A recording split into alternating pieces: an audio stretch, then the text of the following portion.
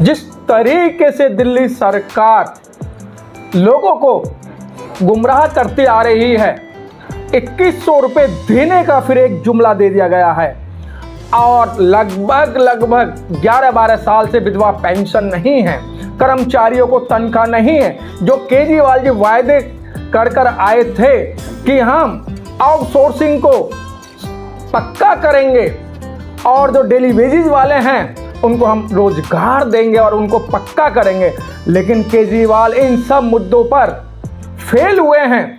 और हमारे साथ में इसी चर्चा के साथ में हैं अशोक गौतम जी, जो पटेल नगर विधानसभा से हैं और पूरी विधानसभा का दौरा कर रहे हैं। और आइए हम जानकारी लेते हैं कि इस समय जो दिल्ली के अंदर है लोगों का क्या रुख है और लोग किधर जाना चाहते हैं। अशोक गौतम जी, आपका स्वागत है चैनल के अंदर। आपका बहुत बहुत धन्यवाद। आप मेरे पास आए और आप मेरे से चर्चा करने के लिए, मेरे से सवाल जवाब करने के लिए आप मेरे पास आए, आपका बहुत बहुत धन्यवाद। अशोक जी, जिस तरीके से केजरीवाल जी ने बिजली पानी डीटीसी के अंदर महिलाओं को फ्री, उसके बाद में जब चुनाव में दोबारा आए थे, इन्होंने मंचों से खड़े होकर बोला था कि हम जो आउटसोर्सिंग में काम करें उन्हें पक्का करेंगे। और ख़ास तौर से मैं सीधी बात कर दूं, मैं वाल्मीकि समाज के जो लोग हैं जो डेली वेजेस पे काम करते हैं उनको पक्का करने का वायदा किया था। क्या केजरीवाल जी ने जो वायदे किए थे वो कितने वायदे पूरे किए हैं? देखिए, मैं उनको बड़े स्पष्ट रूप से बताऊं, मैं उनको बताना चाहता हूं, वो बहरूपीय के रूप में, फर्जीवाल के रूप में मैं उनको फर्जीवाल कहता हूं। क्योंकि जब लगातार 11 साल से सत्ता में रहने के बाद भी जिस व्यक्ति ने न तो पानी की समस्या को सुलझाया, पानी आज भी हमारी इस पटेल नगर विधानसभा के अंदर टैंकरों से आता है, वहाँ कहीं पर भी पाइपलाइन बिछाने का काम ही नहीं किया गया।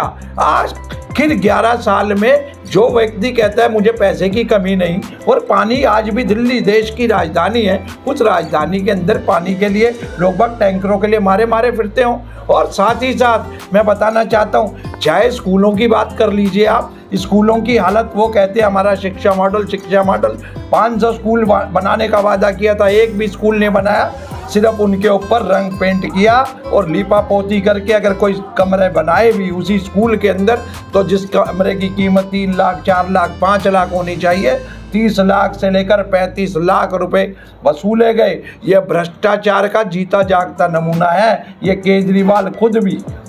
आप बताएं किस तरीके से दिल्ली के अंदर, आज बिजली की बात करूं, बिजली भी वो कहता था बिजली हाफ की बात भी बताना चाहता हूं। आज अभी मैं आपको बिल भी साक्षात दिखाऊंगा, 40% से भी ज़्यादा उसके ऊपर सरचार्ज लगाया है पीपीएससी के नाम से, 7% उसके अंदर पेंशन चार्जेस है और 3% उसके अंदर और दूसरे चार्जेस हैं। जिस तरीके से एक कान पकड़ के लेता है, दूसरे देता है और दूसरे से ले लेता है। आप सोचिए, कमर्शियल बिजली का रेट 18, 19, 20 रुपए यूनिट तक पड़ रहा है और ये लोगों को पता है, लेकिन लोग अब जान चुके इसकी बातों में। आने वाले जो चुनाव है हम नहीं आने वाले। सर, हॉस्पिटल बढ़िया कर दिए हैं, जो गरीब गुरबा जाता है वहाँ उसका दवाइयाँ भी फ्री मिल रही हैं, उसका चेकअप भी फ्री मिल रहे हैं। और जो मोहल्ला क्लिनिक हैं उन पे तो जाके हमने मालूम किया, सारे बड़े लोग खुश हैं कि जो हमें लाइन लगानी पड़ती थी आज हम अपने मोहल्ले के अंदर ही अपना चेकअप बड़े पैमाने पर करा रहे हैं। मैं आपको खुद लेके चलता हूं हमारे इस पटेल नगर विधानसभा के मोहल्ला क्लिनिक के अंदर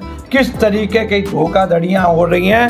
नकली दवाइयों के साथ आपने सुना होगा, जब वो टेस्ट की बात करते हैं, एक टेलीफोन नंबर पर हजार टेस्ट करवाए जा रहे हैं। आखिर ये किस तरीके का भ्रष्टाचार है। और वही एक ही व्यक्ति को बिल की पेमेंट हो रही है, सारी आउटसोर्सिंग। जिस तरीके से उन्होंने कहा था, आज चाहे डीटीसी के लोग हों, चाहे मार्शल हों, मारे फिर रहे हैं, जिनको उन्होंने कहा था मैं पक्का कर दूंगा, और पक्के होने के नाम पर जिस तरीके से उनके साथ भेदभाव बढ़ता जा रहा है, वो सिर्फ और सिर्फ पब्लिक को गुमराह करना भ्रष्ट केजरीवाल का, बहरूपीय फर्जीवाल का काम है। और इस दिल्ली की जनता जान चुकी है, आने वाले समय में इसका इस तरीके से बोरिया बिस्तर करके वापस भेज देगी इसको वैशाली।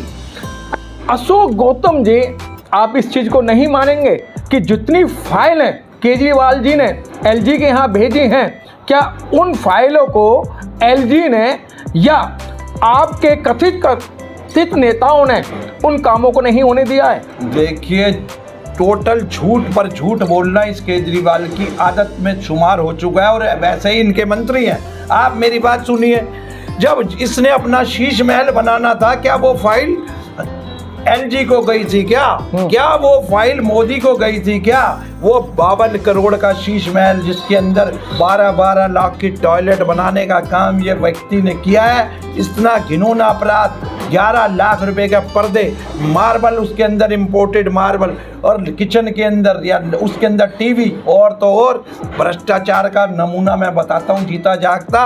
इसने अपने बेटे के नाम से जो वहाँ पर जिम स्थापित किया, उसका 2 लाख रुपए किराया वसूलता था, वो 2 लाख अपने बेटे के अकाउंट में जा रहे थे। ये किस तरीके का राजनीति बदलने वाला। अशोक गौतम जी, मैं फिर आपको वही बात बता रहा हूँ, गरीब आदमियों को क्या चाहिए? बिजली, पानी, राशन, वो मिल रहा है ना सर? बिजली, पानी और डीटीसी बस में फ्री मिल रहा है ना? देखिए, बिजली पानी से, राशन से कुछ घर बार नहीं चला करता।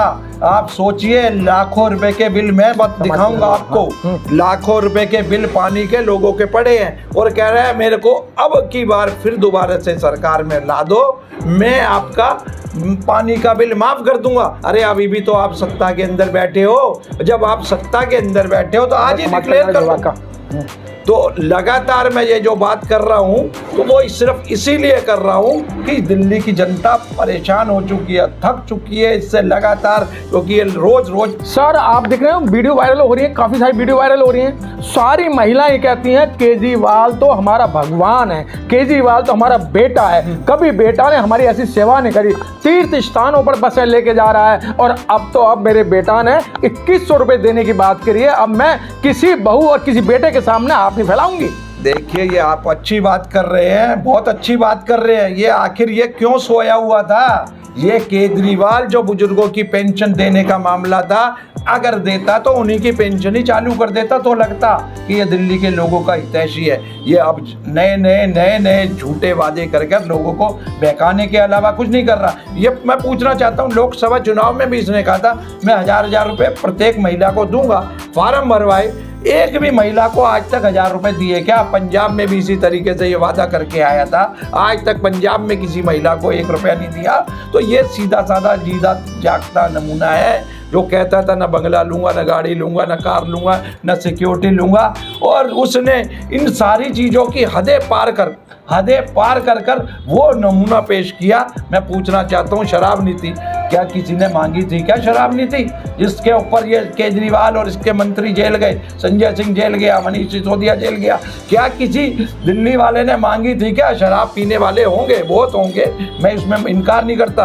क्या किसी शराब पीने वाले ने कहा था कि हमें 1 बोतल शराब के साथ 1 बोतल शराब की चाहिए? और फिर लगातार शराब नीति क्यों वापस ली गई? भारतीय जनता पार्टी के कार्यकर्ताओं ने लगातार धरने किए, प्रदर्शन किए। जब प्रदर्शन की हुए और लगा कि कहीं ना कहीं ये पकड़ में आया कि भ्रष्टाचार हुआ है, तो उसने अपने आप ही शराब की नीति बदल दी। आखिर क्यों बदली वो शराब की नीति? अगर सही थी तो शराब की नीति नहीं बदलते। अशोक गौतम जी, आपका काम, आपकी बीजेपी का काम सिर्फ जो काम कर रहा है उस पर आरोप लगाना है और किसी को काम ना करने देना, ये आपका एक तकिया कलाम बन चुका है।